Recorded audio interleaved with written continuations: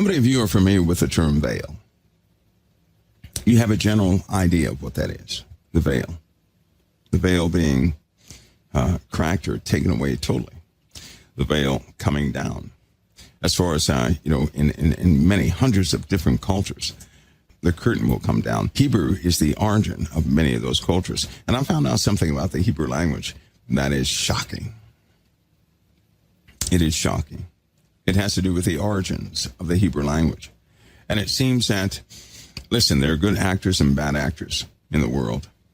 Unfortunately, there are people in the Middle East, families, who guard knowledge. They will not let that knowledge out. But as of late, that knowledge has gotten out of their hands, which I'm grateful for, right? I'm very grateful. And the reason I'm grateful for that is because it's very difficult to talk about a subject in truth when most people believe the narrative given to them, right? Like UFOs. Most people believe that UFO are craft. They ask what they believe, that they're craft. So if you believe that most UFO are craft, right, you're going to treat them as such. And you're going to draw conclusions based upon that premise that they are a craft. But what if someone were to tell you that UFOs, though they look like crafts, are actually biological entities made out of various elements of the earth? That would change everything, right? If you found out also they're not bound to this dimension the way you would think, not to get all scientific-y, because Raytheon had some very important breakthroughs a long time ago, a company called Raytheon. And with those breakthroughs, they were able to see in places that normally you can't see in. For example, there's a demonstration we could do by way of the computer. And I may just make the first YouTube video to show you what you cannot see. Make a video, you'll be able to hear it, but you won't be able to see it. And then I'll give an instruction as to how to look at it. And once you look at it a specific way, it doesn't matter if it's a video or picture or whatever the case is, all of a sudden it comes into full view. See, that would demonstrate to people that we are naturally blinded. We have blind spots, right? This will be a demonstration of how to see beyond the blind spots. Very small demonstration. There are other things, right? Blind spots that we have in hearing and in sight that if you do certain things, you'll be able to see beyond what you normally see, right? For example, if anything moves beyond 60 frames per second, right? Or let's just say 60 motions per second, you cannot perceive it. It looks like a blur or shadow. But if that could be viewed out of your peripheral, specifically the first 10% of your peripheral, you can see the entire thing because you can see up to 200 movements per second. So it'll look like a shadow, and then you can perceive details and everything else. It's called looking out of the corner of your eye, but in a very different context than what most people use. It is something tactical also, something you can do tactically. We had an exercise where we would have to look at a field, just the woods in front of us for about 2 seconds. After 2 seconds, you'd shut your eyes, avert your eyes away from that. You'd have to document everything you saw. You'd have to pick out all 23 items, whatever they had out there. If you miss one, you fail. And so the training in that was to get you to see everything, to be able to recall the image that your eye captures for about 45 seconds. You can shut your eyes and see an image. If you shut your eyes, that image, the last image is captured. And we had to write down everything. In fact, all of you right now, you're sitting in your houses, right? I'm going to show you something. You're sitting in your houses. I want you to pick a spot that's not totally dark. Okay, just pick a spot. And I want you to, don't do it yet, but I want you to pick a spot out in whatever room you're in. I want you to pick out one object that's kind of bright. All right? One object, just one. Now, don't do it yet, though. As soon as you have that object picked out, I have something I want you to do. You have to listen to me and follow what I say exactly. I'm going to show you something. If you guys picked out that bright object, type a 1. If you wish to participate, type a 1. All I'm sure that you guys, it's a small delay because I'm talking about, 30, 40 seconds before your answer. So if you typed a 1, we're about to start, right? Don't look at it yet. I want you to shut your eyes. I want you to point your face toward that object, but shut your eyes. Don't look at it. Point your face toward that object and shut your eyes. Keep your eyes closed. We're going to keep them closed for about 30 seconds. That's going to open up your cellular receptors. All right? Keep them closed for about 30 seconds. When I give you the go, here's what you're going to do. Keep your eyes shut while you're listening. Here's what you're going to do. When I give you the go, you're going to open your eyes. You're going to look at whatever you see that's kind of bright, kind of illuminated. You're going to look at that for 1 second and shut your eyes. You're going to do that by my cadence. And I want you to shut your eyes and do not look at anything else. Just shut your eyes and keep your eyes shut. When I give you the go, that's what you're going to do. Again, when I give you the go, you're going to open your eyes, look at that object. I'm going to tell you when to shut your eyes by a cadence, and you keep your eyes shut. As your eyes are shut, do not open them. Make sure that you put your hands over your eyes so it's totally black. You want it, the best effect comes when you can blank out everything. Once you shut your eyes. And I'm going to do this by cadence so you guys follow me. Ready? Now, I don't expect you to type. If you type something, that means you didn't do it. Okay? But just follow me on this. Your face toward that object that's kind of bright, kind of illuminated. On the count of 3, I want you to look at it. When I tell you to shut your eyes, shut your eyes. 1, 2, 3. Look. Shut your eyes tight. Cover them up. And while your eyes are covered, you should begin to see an image of what you just saw. An image, the outlines. If you look long enough, you'll begin to see details. Details will come forth right before it fades out. You have about... in most cases, you can make this last for about 5 minutes. That's with training. Right now, you'll see a subtle image of what you just saw. The last image is still in your eyes. Your brain can recreate it based on the light picked up from your eyeballs. Right? Okay, uncover your face. You should have seen part of that image starting to manifest without looking at it. Right? Now, here's what's funny. If you saw that image, chances are you can see images for minutes at a time with your eyes open. In other words, you'll be able to look at a subject, then look away and look at something else, but begin to recall that image with your eyes open while you're watching something else. You can see the details of the object you just previously saw. You train your brain how to pick up those receptors even when you're looking at everything else. So you're looking at a picture or you're looking live. It's kind of like having picture within picture. After training, you begin to see details that no one would ever see just by glancing at something. You can do all this in 1 second, which means you practice, you get your brain used to practicing seeing more than what's there. You can get to the point where you can count the hairs in somebody's nose, literally. If you continue to train to do this. They do this with a lot of, in certain areas of training with different folks who have specific jobs because they have to be correct in what they see. Well, something else happens when you're training to do this. Something it's just not natural, it seems. You begin to see, most people begin to see with training, they begin to see more than one image. They'll say, hey, it's another image popping in over top of my image. Well, what do you mean? I think I saw that last week. Images. So what you normally do is you start pulling images out of your head, and you're training your brain how to put images together backward. In other words, instead of you seeing an image, right, you begin to pull images out of your memory, recreating them in your head. That will get to the point where you have a photographic memory. And then you can walk around with images in your head. Images of words in books and everything else. You can actually see things like this from miles away. Your eyes can pick up more than what you think. It's just that you normally don't process what you see before you. You see the interesting things of what you're after, discarding the rest, and your brain gets rid of it. Through this training, you begin to see all details. Well, guess what?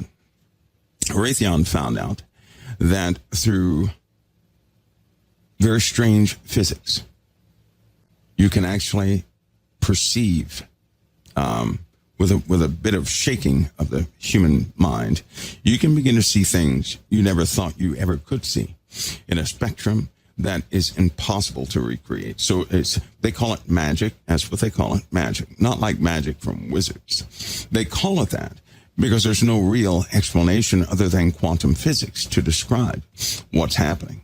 And through this process, and this, by the way, this is back in the, when they were first created, this a long time ago, they were able to peer into things that really caused them to never join into a spiritual argument with anybody because they know better. All right, they know better. And that's just Raytheon. There are other industries and companies out there that were extremely privileged to get their hands on some very interesting technology, you could say, of which does not really match what you would perceive in your mind. You guys think of technology as electronics and computers and things like that, right? That's not what the ancient technology was like at all. In fact, it's quite amazing. They did things on a very tiny, tiny, tiny level. I mean, a tiny level, impossible level, right? And they were able to do things like looking into something. They were also able to shift an object's mass to reach inside of it without breaching the exterior portions of that, right? They perfected that technology. So did Raytheon at first. But here's why they separate those experiments. In most cases, it comes with a human cost. For example, suppose you were in an experiment. I wish we'll do this later, but it certainly can't be public where you're doing experiments like that because certain things are not supposed to be able to happen. And most people, they start going on, wow, we live in a time where everybody wants to report something new they have seen. And the next thing you know, everything is seized, right? And certain people are not allowed to recreate, believe it or not, right? Once you are held by some type of security oath, you're not allowed to recreate what you know how to create. And so that's out of the picture. But there is a simple technology that will allow a person to displace the mass of any object and reach right through it. And it seems crazy, right? It came with lots of mistakes, right? For example, suppose you were able to do that to your desk and you flipped it on and your hand went through the desk, right? Right. But with all that technology, any ordinary person just couldn't do this. They couldn't because in order to get around this technology, it operates at a frequency which puts you in a dream state, like a literal dream state. It will enhance delta waves in your brain.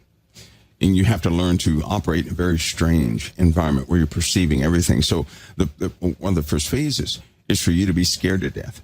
They have to get you over being scared. So they kind of confront you with all types of scary stuff. And to operate around those frequencies causes your body to feel like it's in a super high state of fear. But it's only technology. It's only an after effect, right, of certain chemicals and a certain level of electricity around you. And it can cause you to really feel terrified. That's the feeling you get. And if you're a person that you move left or right based upon feeling, you'd have to get beyond that first, right? Some of you have no doubt experienced some of this in what you thought were dreams. You were in a high state of fear. All the while, you were vibrating the entire time. Your body was vibrating the entire time, but you were in a high state of fear. That more than likely is a type of that's phenomena from something induced. Let's put it that way. Anyway, so man gets hold of all this stuff and they peer into things that nobody has to, prove to them that these things are real or what this thing is real. And they went through a while of experimentation, and I believe that explains Montauk and things like that. Certain experiments with Nikola Tesla and some other folks, even in our common age, I believe they knew about that, but they also found out about the repercussions. So, like CERN, for example, CERN found out that some of their equipment was melting into or welding itself together in certain cases, but in truth, it wasn't welding itself together. It was a phenomenon, effect of vibration, very fast vibration. And if you think about it, everything is made up of tiny, tiny particles. If you could somehow push those particles apart, you could do so without damaging the structure itself. And you would just have one substance or one object within another without damaging either. And that's what happened at CERN a couple times. It looks like a weld. When you see it at CERN, it looks like a weld. And it came from some of their new particle collectors, which were, when they fail in certain areas, that's an enormous amount of energy. And they vibrate incredibly, just violently. They vibrate if something is a bit off. And so you have that type of effect. It looks like two pieces of metal that have a weld in them. But in fact, it's one passes through the other. It doesn't melt to the other. It kind of passes through the other. They know this because some of the optics, some of the traces, right, electronic traces, were still there undamaged. So you can't have one object melt through another and still have traces that you can see. In this case, it did. They found that out at CERN early, very early. That's why they put it deep under the earth, by the way, because essentially it's a nuclear bomb, a controlled nuclear weapon. It's what that thing is. Anyway, so man finds all these things out. And of course, that knowledge of those things leads to other things, right? Like the 1600s. Are you guys familiar with the balloon club? It's called the balloon club. In the 1600s, they had blimps. Do you guys know about that? They had a club. They had blimps. These blimps had propellers and propulsion. They had lights. This was back in the 1600s. You guys listening? In the 1600s, it was a German club, and they used to make flying machines in the 1600s, right? They made a lot. So they were that spearheaded or led the what people would refer to as military-industrial complex in certain agencies that you'll never hear of, right? No-name agencies that get a hold of things. They set the clearance for who can see what and what the populace gets, so on and so forth. They do that. And then, of course, you have different statements from these individuals that worked for or designed, for example, the SR-71 Blackbird, which, by the way, they got the name wrong. That's not what it was. But the president pronounced it SR-71, and they didn't want to embarrass the guy, so they never changed it back. Continuing forward, though, you have a lot of these folks, designers, these engineers who worked, they were privileged, or let's just say disadvantaged, to have to work with some very exotic materials. And they make statements like, we have achieved everything you can imagine, right? We can go anywhere we want to, as far as the eye can see. We can jump from planet to planet. Jump not with your feet, but to jump as in somewhat like transport from one planet to another. There's something called a JR. I'll just use that name, JR. And what it means is kind of like an elevator that goes nowhere. You shut the door, you get a little strange feeling. All of a sudden, you open it up somewhere else on another planet, right? Stuff like that they talk about, which, for the sake of this conversation, we're not here to talk about that subject. But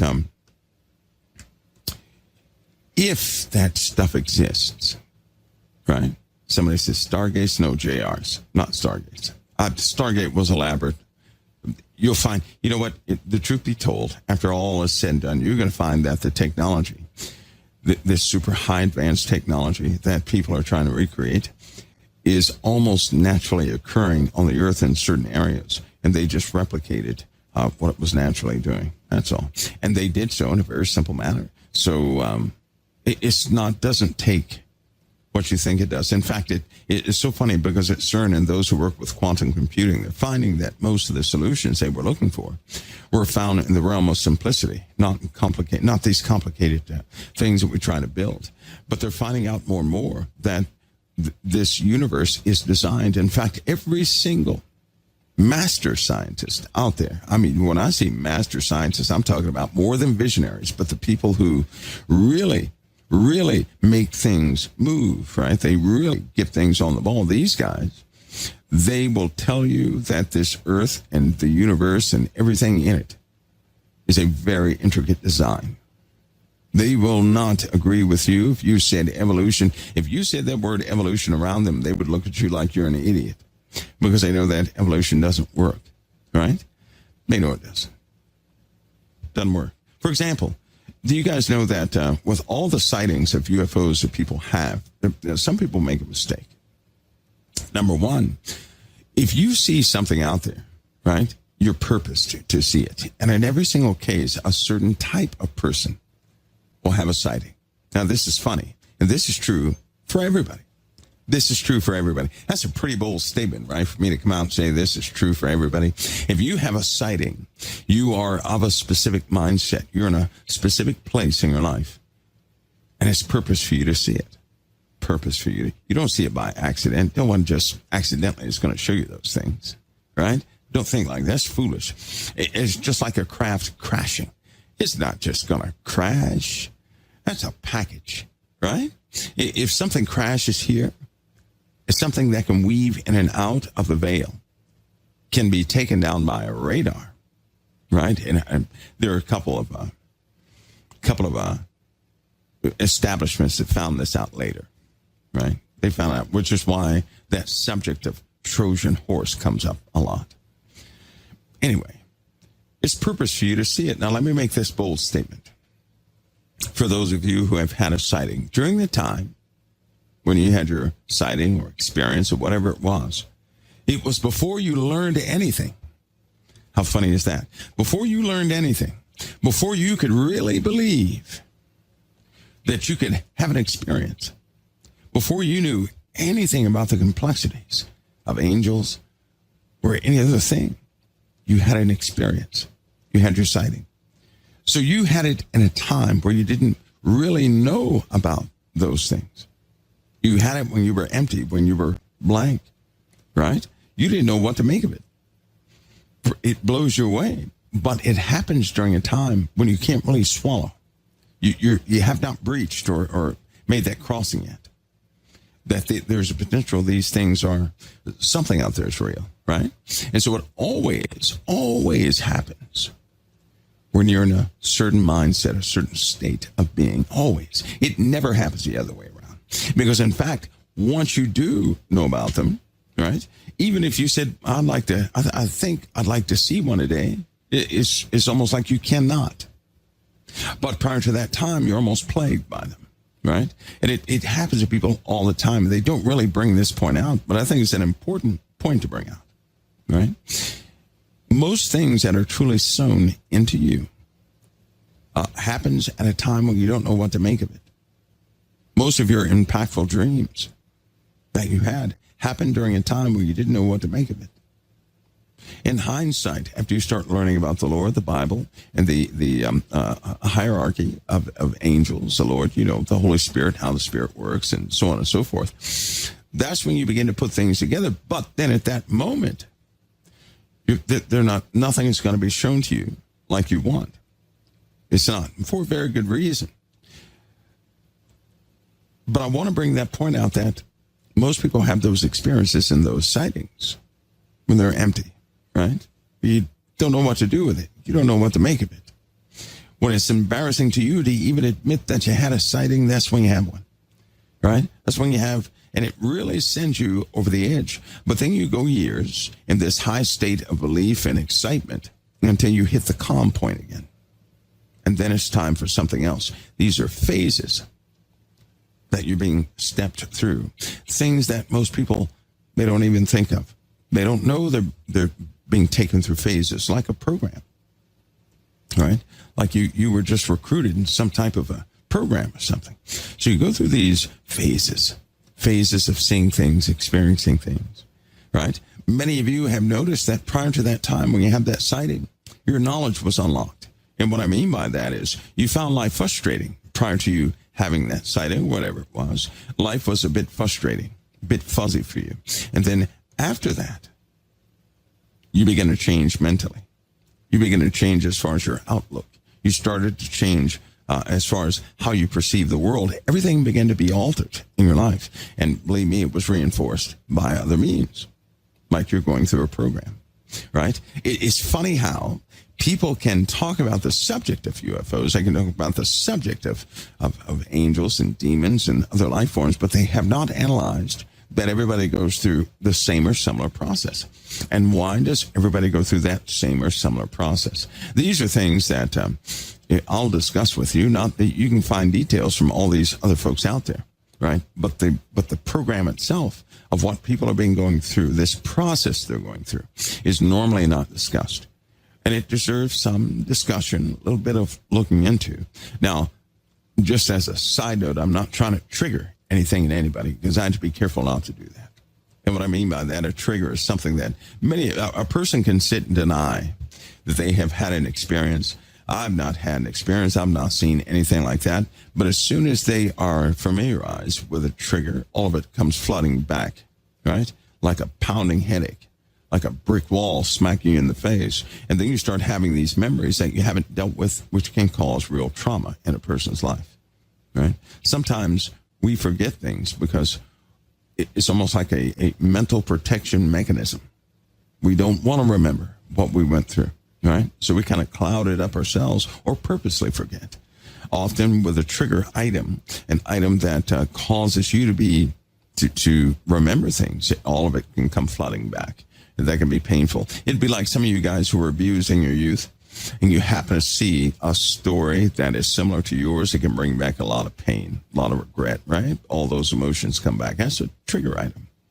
Trigger item. Now, sometimes trigger items are good, especially for those who operate in massive denial, because you'd be surprised how many people have been, sent through the program. There are people out there right now that would swear up and down they don't know anything about the subject. They've never seen anything, had an encounter or anything else, and they probably have been tampered with more than the average person. All this has to do with the veil, right? Because when the veil comes down, the veil is that protective barrier. In my short definition, I'll say it like this: that's a barrier that protects you from what's on the other side when you're not ready to face it. So it protects you. But it also hides what's been operating within mankind. Imagine you're in a bubble where people could speak to you, but you cannot speak to them, nor could you see them. It's kind of like that, where everybody outside the bubble can see you. They can see what you're doing. They can speak to you, right? You can indirectly hear them, which means when they speak to you, it gets into your behaviors, in the way you live your life. That's what the veil is. Things can influence you, but you cannot influence it. Things can see what you're doing. You cannot see what they're doing. In fact, a person inside that bubble would be in absolute denial that anything is on the outside, because it is hidden for a time, right? It's hidden for a time. But when it goes away, something extraordinary takes place with all of us. And it will go away before Jesus returns. Or it's going to be gone before Christ returns. So that means you might want to get ready for that prior to his return. And in fact, there are several things that will take place prior to his return. People are looking for there are things that have to happen prior to you being taken off the face of the earth, prior to the time when everybody changes in a twinkling of an eye. There are some things that must take place. They're written to take place before that happens. We studied that in our last talk before last with the book of Daniel, because in Daniel it says, and then Michael will stand up, right? After a bunch of things happen in the world that have been manifesting. So we have that part, but we're going to talk about the veil and some things that will rise with the veil, some things that are here now. I'll tell you a little bit about the war, the conflict that's going on, explain some things to you so that you can recheck what side you're on, right? Because you'd be surprised, we're children, and we don't know everything, right? Sometimes, often the Lord will put elements down on this earth that seem like a dodo person that doesn't know anything. Be careful; those could be angels. A bum on the street, a person that is seems helpless, right? Be careful; that could be one of the higher ones, right? Individuals amongst you, a person that is a drunkard. Be careful; that could be one of the Lord's angels. Never go by physical aspects of what a person is doing. Don't do that because you don't know what you're working with. And God has all authority. All authority. Remember that. All authority. Angels don't have to meet your righteous standards to be an angel. They're going to be exactly what God sent them here to be. And whatever role they're going to play, they're going to play it. So remember that. Be careful to entertain strangers because you entertain angels unaware. But that word angels implies a bit more looking into to define what these craft are in the air and what's, not what's really happening, but how it's going to affect you and how it does affect you right now.